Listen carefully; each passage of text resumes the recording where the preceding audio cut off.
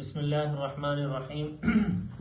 اما یبلغن عندک الکبر احدہما او کلاہما فلا تقل لہما اف ولا تنہرہما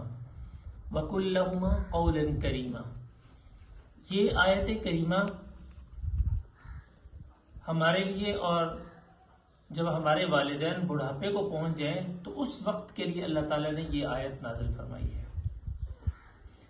کہ اما یبلغن عندک الکبر، ان دونوں میں سے، والدین میں سے ایک یا دونوں بڑھاپے کی عمر کو پہنچ جائیں تو پھر ان کو اف بھی نہیں کہنا۔ اف عربی زبان کا لفظ ہے، اس کا اصل میں معنی کوئی اتنا خاص نہیں ہوتا، تو جیسے ناپسندیدگی ہوتی ہے، اصل لغوی اعتبار سے اب سمجھے جائے تو جیسے کہتے ہیں نا کہ ایسے کسی چیز کو جھاڑ دینا، ٹھیک ہے، تو اس کو اف کہا جاتا ہے۔ فارسی زبان میں اوہ کہا جاتا ہے، اور اردو میں دیکھا جائے تو ایسے، تو یہ بے معنی سا ایک لفظ ہے۔ اتنا چھوٹا لفظ بھی اللہ تعالیٰ نے والدین کی نافرمانی میں بولنے سے منع فرما دیا ہے۔ تو دیکھا جائے تو اس میں ایک بہت بڑی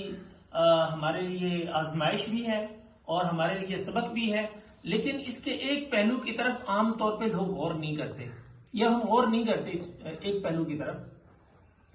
اللہ تعالیٰ نے فرمایا کہ ان دونوں میں سے کوئی ایک یا دونوں جب بڑھاپے کی حالت کو پہنچ جائیں تو آپ نے اف بھی نہیں کہنا۔ حالانکہ جوانی کے اندر دیکھتے ہیں ہمارے والدین جب صحت مند ہوتے ہیں تو وہ اپنے بچوں کو کھلا بھی رہے ہوتے ہیں، مزدوری بھی کر رہے ہوتے ہیں، اور یہ فطرت جو ہے وہ صرف انسانوں کے اندر نہیں ہے،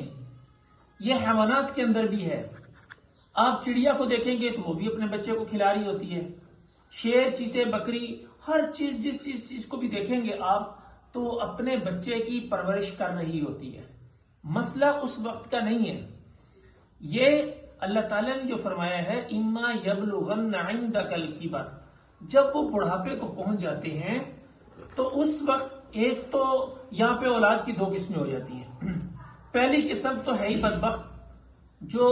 والدین کی بات ہی نہیں مانتی، کسی صورت میں بھی بات نہیں مانتی، اور ہمیشہ اپنے والدین کو تکلیف پہنچاتی ہے، اس اولاد کی بات نہیں کر رہے۔ ہم بات اس اولاد کی کر رہے ہیں جو نیک بخت ہے، جو اپنے والدین کی فرما بردار ہے۔ تو عام طور پہ